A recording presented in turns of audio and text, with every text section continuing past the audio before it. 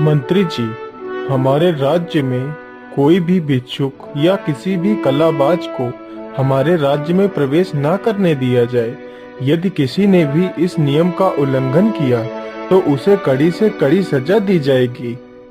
राजा ने उस राज्य में प्रतिबंध लगा रखा था कि कोई भी भिक्षुक अथवा किसी भी प्रकार का कोई भी कलाबाज उनके राज्य में प्रवेश नहीं कर सकता। परंतु एक दिन की बात है, एक कलाबाज उनके राज्य महल में घुस जाता है। कौन हो तुम और तुम्हारी हिम्मत कैसे हुई बिना मेरी इजाजत के महल में प्रवेश करने की? सैनिकों, इसे अंदर किसने आने दिया? महाराज, मैं जरा सा पानी पीने चला गया तो ये आदमी राज्यसभा में घुस आया। महाराज, मेरी बात सुन लीजिए। मैं एक कलाबाज हूँ और मैं लोगों को अपना करतब दिखाकर उनका मनोरंजन करता हूँ और मैं आपसे अपनी कला दिखाने की अनुमति चाहता हूँ महाराज। अरे कलाबाज, तू यहाँ तो क्या इस पूरे राज्य में कहीं भी अपनी कलाबाजी नहीं दिखा सकता। निकल जा यहाँ से, नहीं तो तुझे फांसी पर चढ़ा दूंगा। ठीक है महाराज, मैं यहाँ से चला जाऊंगा, लेकिन उससे पहले मैं यहाँ से एक अच्छा कार्य करके जाना चाहता हूँ महाराज। अरे, ऐसा कौन सा अच्छा कार्य है जो तू यहाँ से करके जाना चाहता है? महाराज, आपके राज्य में आसमान में दो विशाल भैंसे लड़ रहे हैं और वो दो भैंसे लड़ते लड़ते आपके राज्य की ओर ही आ रहे हैं, और यदि वह दोनों भैंसे आपके राज्य में आ गए तो आपके राज्य का विनाश कर देंगे। इसलिए महाराज, मैं उन दोनों भैंसों को शांत कराना चाहता हूँ। यह तो बड़ा ही नेक काम है। जाओ और जल्दी से उन दोनों भैंसों को शांत करो। ठीक है महाराज, तो आप अपने बगीचे में चलिए, वहीं से मैं आसमान में जाऊंगा।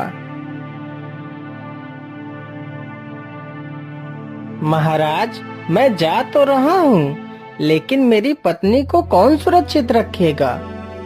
अरे कलाबाज, तुम अपनी पत्नी की चिंता मत करो, उसकी सुरक्षा की जिम्मेदारी मेरी है। फिर वह कलाबाज एक रस्सी निकालता है और उसे आसमान की तरफ फेंक देता है और उसी को पकड़ पकड़ कर आसमान की ओर चढ़ने लगता है। मुझे लगता है अब वह कलाबाज आसमान में पहुंच गया होगा। कुछ ही देर बाद आसमान से कलाबाज का एक हाथ जमीन पर गिरता है। अरे राजा साहब, वह भैंसे मेरे पति को मार रहे हैं, उन्हें बचा लीजिए महाराज। लेकिन मैं आसमान में आपके पति को कैसे बचा सकता हूँ? कुछ ही देर बाद उसका दूसरा हाथ भी जमीन पर गिरता है। इसी प्रकार बारी बारी से कलाबाज का पूरा शरीर टुकड़ों में जमीन पर गिरता है।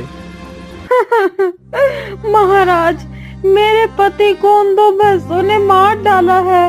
अब मैं उनके बिना कैसे रहूंगी? मुझे भी नहीं जीना है महाराज। मैं अपने पति के साथ सती होना चाहती हूँ। राजा के लाख समझाने के बाद भी वह औरत नहीं मानती है और अपने पति के कटे हुए टुकड़ों को लेकर चिता पर बैठ जाती है और उसी में जल जाती है। अरे ये क्या, इधर तो देखो जरा, वह कलाबाज तो नीचे उतर कर आ रहा है।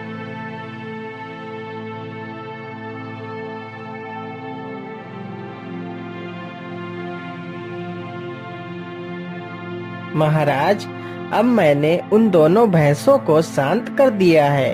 अब मैं आपके राज्य से जाना चाहता हूँ, लेकिन महाराज, मेरी पत्नी कहीं नजर नहीं आ रही है। लेकिन तुम्हारी पत्नी तो सती हो गई है।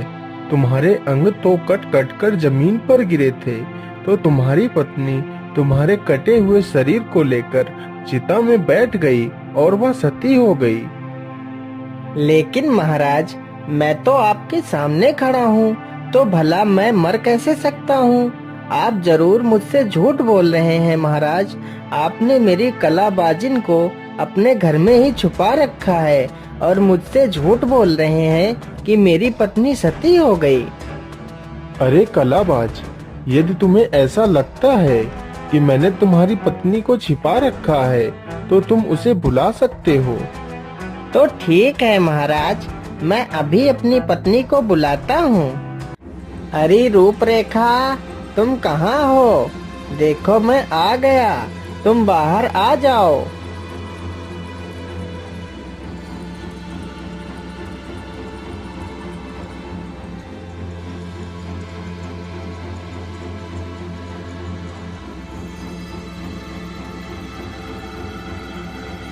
अरे हाँ हाँ, या तो कलाबाजिन ही है। मुझे तो मेरी आंखों पर यकीन ही नहीं हो रहा है। अरे ये क्या, या तो सचमुच कलाबाजिन ही है, लेकिन या तो जीवित है।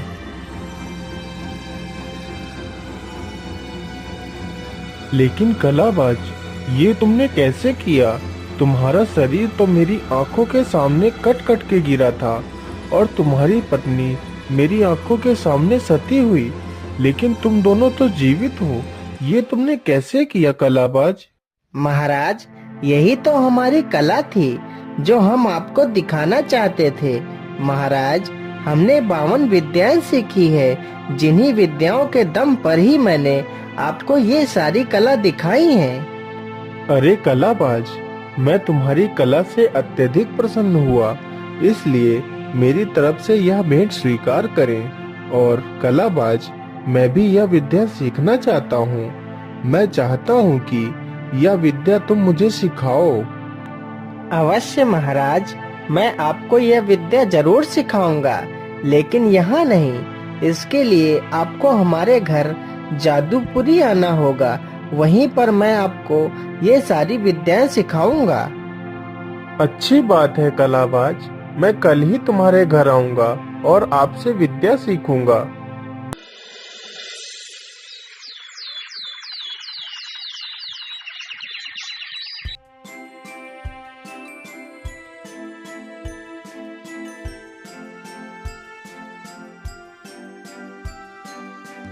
अच्छा महारानी जी, अब मैं चलता हूँ।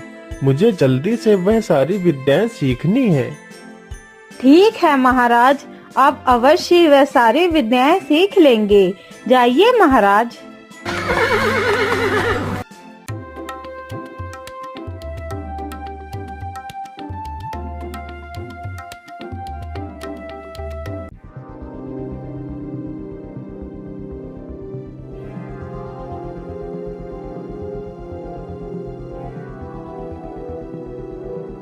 आइए महाराज, आपका स्वागत है।